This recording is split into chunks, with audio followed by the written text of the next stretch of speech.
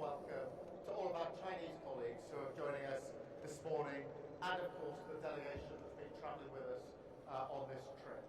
And this is a historic trip because this is the first time in 8 years that a British Prime Minister has been here on Chinese soil.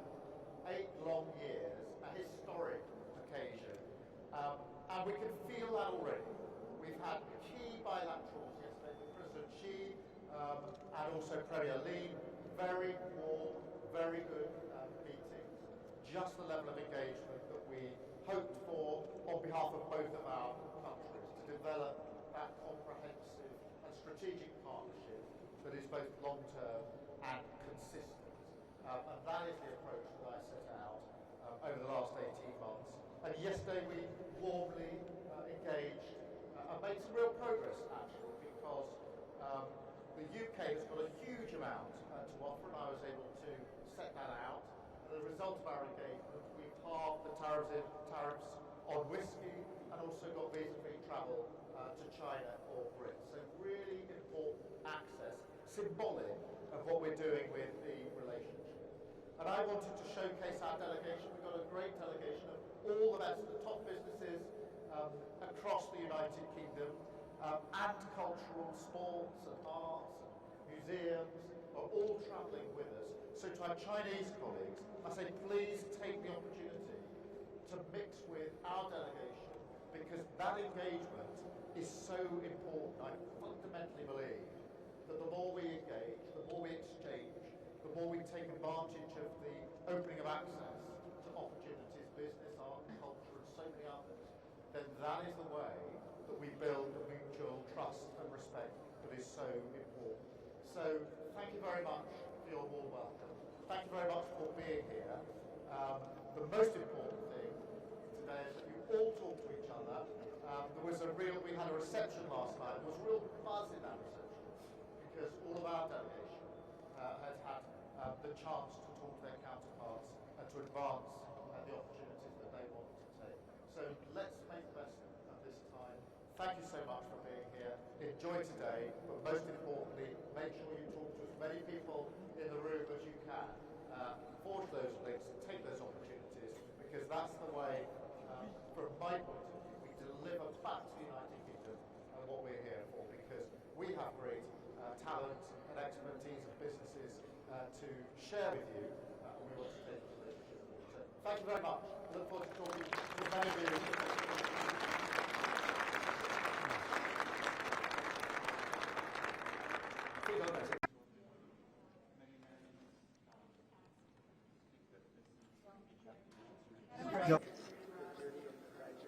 Mark and Brett said that they're very influential when it comes to Mr. President.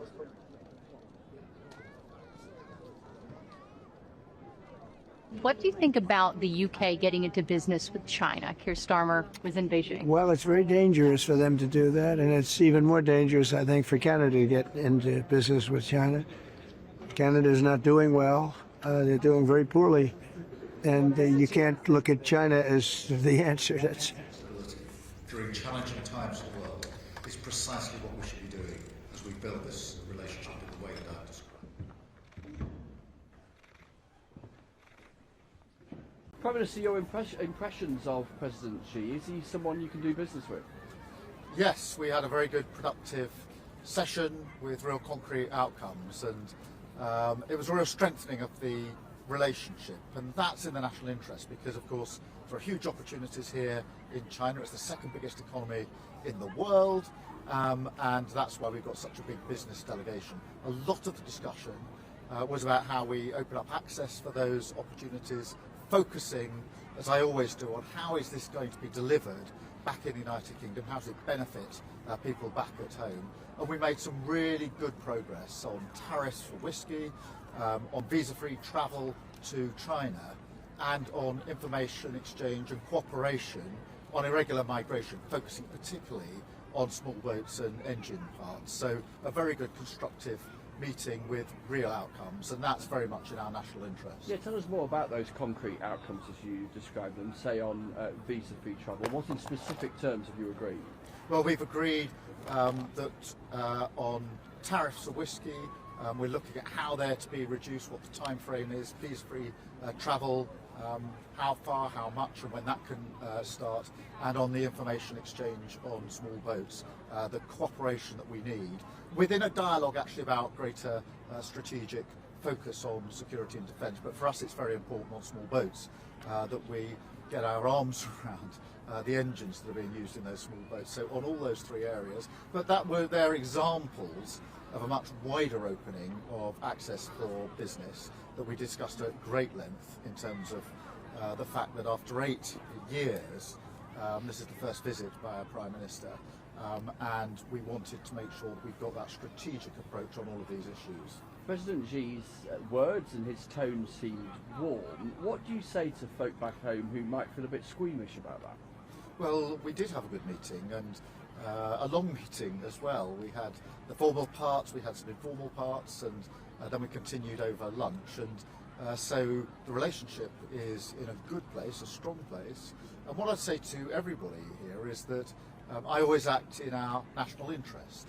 And therefore the question for me is, how does this accelerate and deliver back at home? I know that whatever's going on in the world, the most important thing to the vast majority of people is the cost of living. So opening up access to business, opportunities, seizing those opportunities, which then gets reflected in better businesses, in jobs, in price reductions at home, really, really matter. And so we made real progress on all of those areas. There are, though, big differences, significant differences between the UK and China in terms of outlook. How forcefully did you raise issues such as the jailing of the pro-democracy campaigner Jimmy Lai, the treatment of the Uyghurs, for instance? Well, we raised those issues as you would expect. Part of the rationale for engagement is to make sure that we can both seize the opportunities that are available, which is what we've done, but also have a mature discussion about issues that we disagree on. Were they listening on that, you think? Yes, we did have a respectful discussion about that, raised those issues, as you would expect. But that, if you like, is part and parcel of the reason to engage. It is in our national interest, it gives us great opportunities, but it also gives us the opportunity to have those discussions about areas where we disagree. A final question on a wider topic. President Trump has said a massive armada, as he described it, is moving quickly towards Iran and that time is running out. Is time running out? Do you think President Trump is acting in the appropriate way here? Well, the big issue, the big challenge here is to ensure that Iran doesn't get a nuclear program, and we're all absolutely agreed on that, and we're working with allies to that end, and that is the central focus of what I'm doing with our allies. And President Trump's actions the right ones? Well, we all agree that ensuring that Iran doesn't get that nuclear program is the number one priority, and that's what we're working on.